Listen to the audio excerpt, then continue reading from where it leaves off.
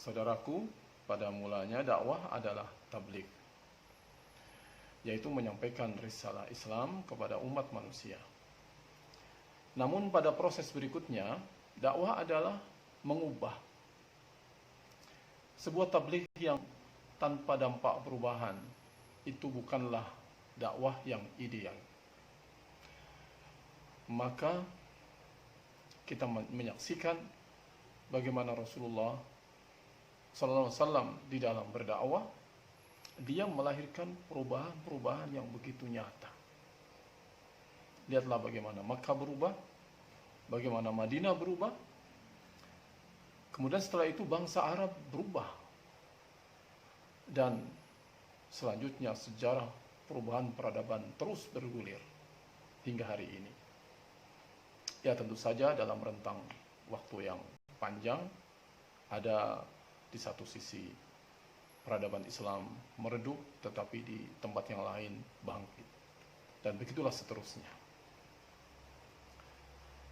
Nah, namun demikian, sebelum perubahan masyarakat yang konkret yang bisa kita lihat, kita rasakan, ada di sana perubahan-perubahan individu yang harus menjadi target di dalam kita berdakwah. Karena individu itulah anasir dasar bangunan sebuah masyarakat. Karena itu, dakwah selain dipahami sebagai tablighur risalah, dia juga adalah amaliyatut taghyir, aktivitas mengubah. Setidaknya ada 4 proses perubahan itu. Yang pertama adalah at-taghyir minal jahala ilal ma'rifah, yaitu proses mengubah dari kebodohan menjadi mengenal dan mengetahui.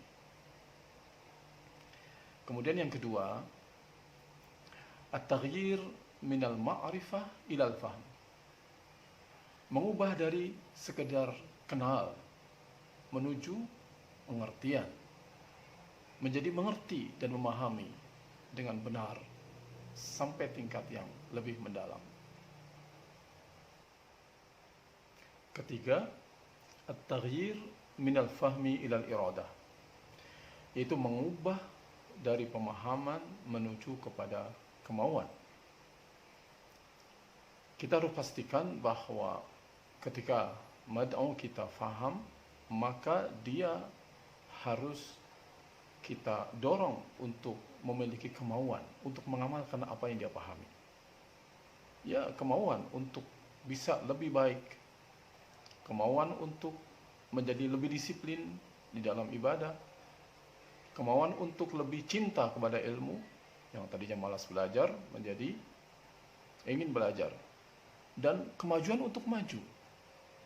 Bahkan kemauan untuk berjuang, tidak sekedar mengamalkan, tetapi juga memperjuangkan nilai-nilai yang sudah dia yakini. Kita harus arahkan umat untuk memiliki kemauan yang positif dalam rangka meraih derajat sebagai hamba Allah Subhanahu wa taala.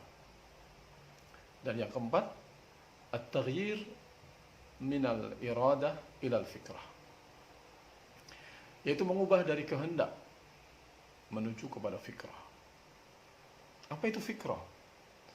Fikrah itu pola pikir, sebuah keyakinan, kepercayaan, kepahaman yang telah mempengaruhi hati, pikiran, dan sikap.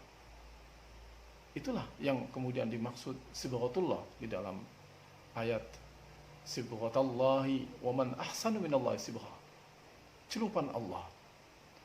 Siapa lagi yang lebih baik celupannya selain celupan Allah Subhanahu wa ta'ala. Nah, orang yang sudah tercelup dengan nilai-nilai ilahiyah, itulah orang yang hidupnya telah tertuntun untuk taat dan mengabdi kepada Allah Subhanahu wa ta'ala. Jika kita telah dapat mengubah individu manusia mencapai derajat ini, maka sesungguhnya segenap perubahan di tengah umat ini akan terwujud dengan sendirinya. Maka di sanalah Allah Subhanahu wa taala berfirman, A'udzu billahi minasyaitonir rajim. Innallaha la yughayyiru ma biqaumin hatta yughayyiru ma bi anfusihim. Wa idza aradallahu biqaumin su'a fala maraddalah wa ma lahum min dunihi miwal. Sesungguhnya Allah tidak mengubah keadaan suatu kaum sehingga mereka mengubah keadaan yang ada pada diri mereka sendiri.